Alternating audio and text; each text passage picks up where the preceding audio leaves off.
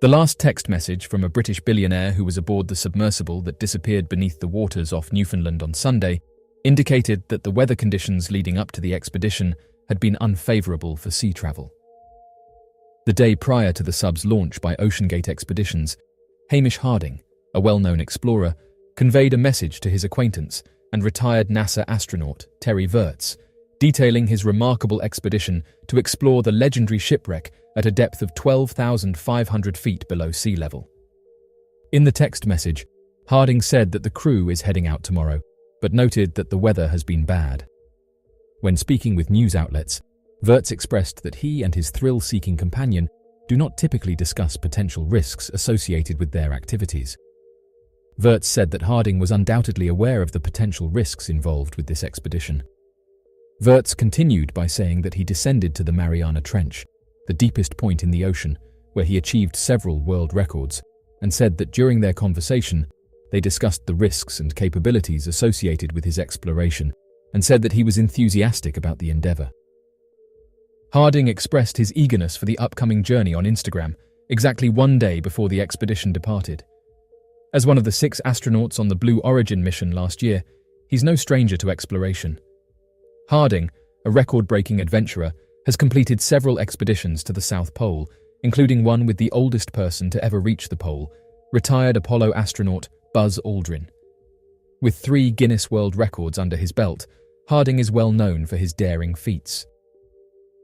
Harding is currently trapped in a submersible with Shahzada Dawood, a prominent Pakistani businessman, as well as 3 other individuals, one of whom is Dawood's son. The private company that initiated the vessel, OceanGate Expeditions, is providing individuals with private expeditions to explore the Titanic wreck site for a fee of $250,000 per person. The organization promotes its 8-day expedition to the Titanic as an opportunity to break away from the mundane routine and encounter something truly exceptional. The craft, that has no capability to dive or independently return to its base like a submarine, was declared missing on Sunday evening because it did not come back to its support vessel on schedule. Coast Guard officials announced on Monday evening that they have a limited time of only 70 to 96 hours to find the lost submarine and save the 5 passengers on board before their oxygen supply is depleted. If successful, the upcoming search and rescue operation will be the deepest ever in history, as it's targeting an area approximately 900 miles offshore from Cape Cod, located at a depth of 13,000 feet. French President Emmanuel Macron has directed the research vessel Atlante to aid in the search for the lost Titan submarine, which was used for tourist purposes in the context of the Titanic. News outlets reported a few hours ago that France had planned to deploy a vessel incorporating an underwater device with the ability to access depths of up to 4,000 meters, or 13 feet. The French Secretary of State informed news outlets that their desire is for the vessel to reach its destination as soon as possible. The expected time of arrival is Wednesday. He said that France had responded to the requests of American authorities in a time-sensitive situation that began on Monday night. Officials have said that before embarking on a perilous journey such as the descent to the Titanic's depths on Titan, numerous onboard systems must be reviewed and evaluated, and a multitude of environmental risks must be identified and analysed.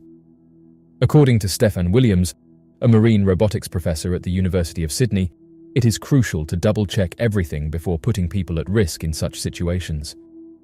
Before submerging, a comprehensive checklist is conducted to ensure the safety of the submersible and its passengers. Although the specific details of the checks performed prior to the descent are unknown, standard checks and procedures were adhered to according to reliable sources.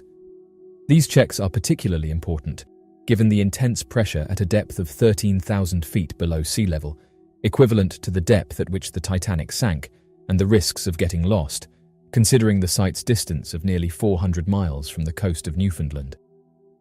According to experts in the industry, prior to going underwater, it is essential to carry out meticulous inspections on the submersible's structure and all of the mechanical and electrical systems of the vessel. The goal is to ensure that everything is in proper working order before diving commences.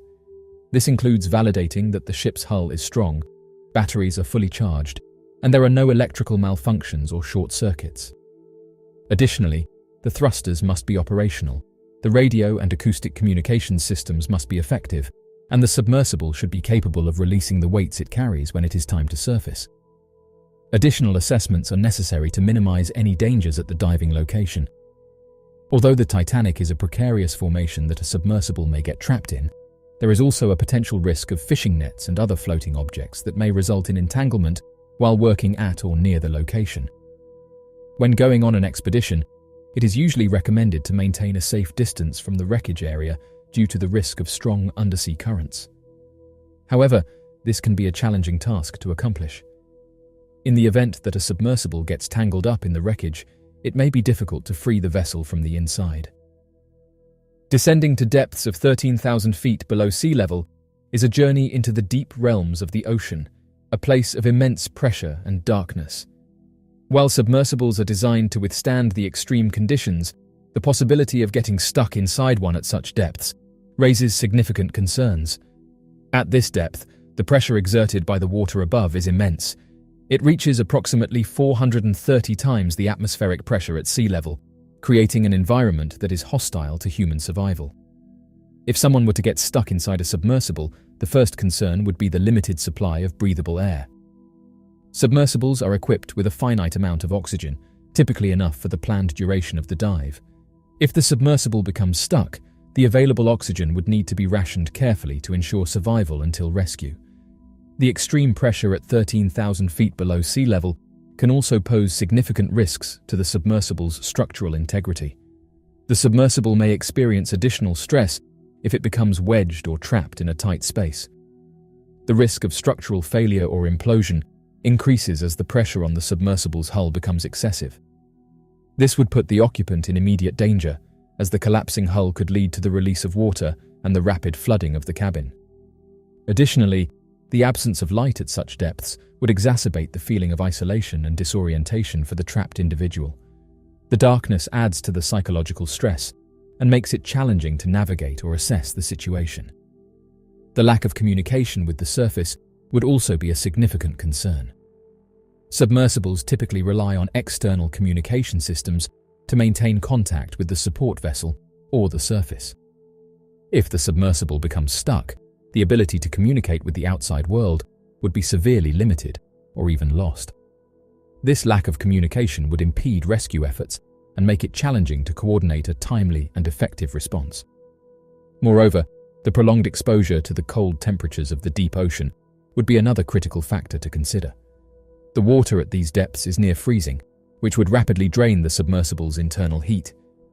The trapped individual would need to rely on the submersible's heating systems to maintain a survivable temperature. However, if those systems fail or become compromised, hypothermia becomes a significant risk. So, what do you make of this recent news, and what do you think happened to this submersible? Be sure to leave your questions and answers in the comment section below and help us to grow this community while working to solve these unexplained mysteries. Thank you for watching, and don't forget to subscribe for more videos.